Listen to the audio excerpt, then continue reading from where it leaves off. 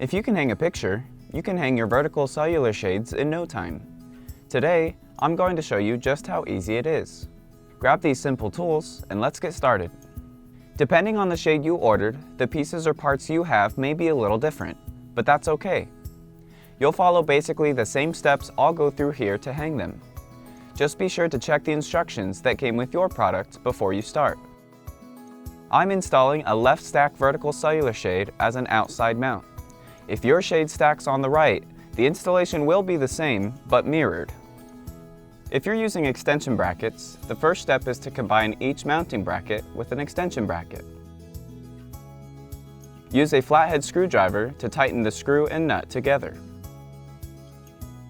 Now measure in 6 to 8 inches from each side, making a mark with your pencil on the top edge of the window. Make evenly spaced marks between the outer marks for any additional brackets you may have. To determine how high to place the brackets, you need to figure out how much taller your shade is than your window. For example, my window is 84 inches tall and my shade is 89 inches tall, so I have a difference of 5 inches. Measure this distance above each of your previous marks and make another mark. If you're installing over a sliding glass door, add another 1/4 inch to make sure the shade clears the floor. Center the top of a bracket at each mark and use the holes to mark where the screws will go. Before inserting the screws, it's a good idea to pre-drill the holes first. If you're mounting the brackets to a hollow surface like ours, create screw holes with a large drill bit. Use a hammer to tap a wall anchor into each screw hole. Then line up each bracket with the holes and insert the screws. When all the brackets are installed, use a level to make sure they are all straight and aligned. Now you're ready to put up the headrail. Hold it so that the front faces you and set the front groove of the headrail onto the front of the brackets. Before snapping it into place, slide it left or right until it is centered over the window. In one motion, push up and back until you hear it click into place on the brackets. The next step is to prepare the vertical rails. Insert the stationary rail bottom bracket into the stationary rail.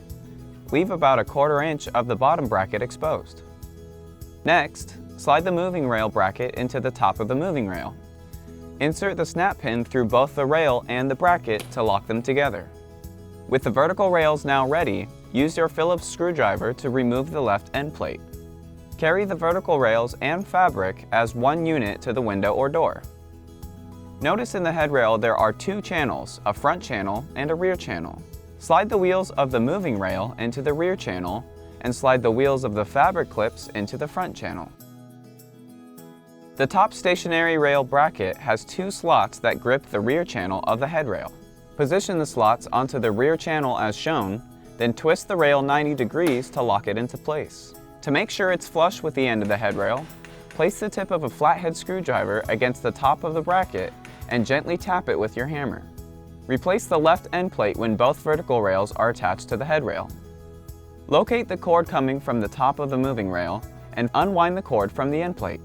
Slide the plastic tensioner at the end of the cord into the slot in the front of the headrail. With your screwdriver, attach the right end plate using the small screw already attached to the headrail. The next step is to mount the bottom of the stationary rail. Use a level to make sure it's vertical from both the side view and the front view. While the rail is level, use your pencil to mark through the bottom bracket onto your mounting surface.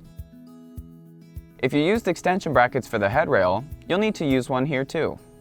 Center it at your mark and use your pencil to mark where the screws will go. Pre-drill the screw holes first.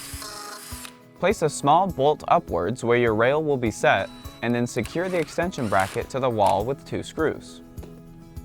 Hover the stationary rail over the small bolt, then lower the bracket onto the bolt. When it's in position, use a small nut to secure the brackets together. Now, let's adjust the cord tensioner.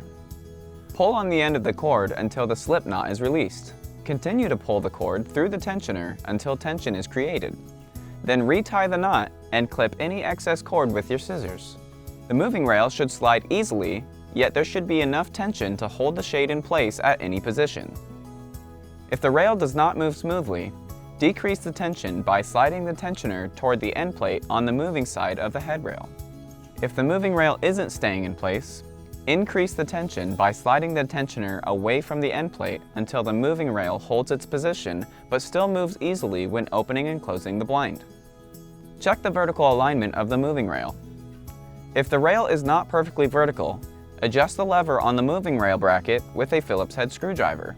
To adjust the bottom of the moving rail to the right, loosen the left screw a half turn and tighten the right screw a half turn. To adjust the bottom of the moving rail to the left, loosen the right screw a half turn and tighten the left one a half turn. Now all that's left are the finishing touches. Attach the valance clips to the head rail as shown here. Make sure they are placed 3 inches in from each side of the rail, and any additional clips are spaced evenly between the outer clips. To prepare your valance, insert a valance corner clip onto each end of the valance. Place a lock pin into the small hole in the corner clip and rotate it with a screwdriver until it locks onto the valance. Slide the valance returns onto the corner clips and lock them together with the provided lock pins. Set the top of the valance onto the top of the clips first, then rotate downward until each clip catches the valance. Press firmly against each clip to make sure they snap into place. The last step is to attach the handle onto the moving rail. Line up the holes of the handle with the holes of the moving rail and secure the handle onto it with your screwdriver. And that's it! We hope you enjoy your beautiful new vertical cellular shade from Select Blinds. If you have any questions or need any additional help, please see your product's installation guide on our website or just give us a call. We're here to help.